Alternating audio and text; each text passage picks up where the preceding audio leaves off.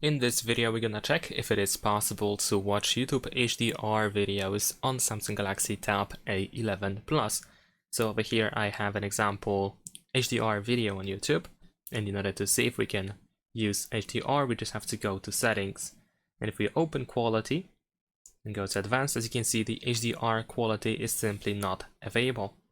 So what I'm gonna do also is I'm gonna go to settings, and in here we should be able to find display.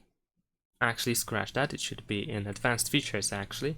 There we go. In here we have Super HDR option, which automatically adjusts the display to show the full range of colors and contrast in pictures taken with the Galaxy devices. So it seems that we cannot really watch HDR videos, but we have Super HDR, but it seems to be limited to photos taken with Galaxy smartphones, for example.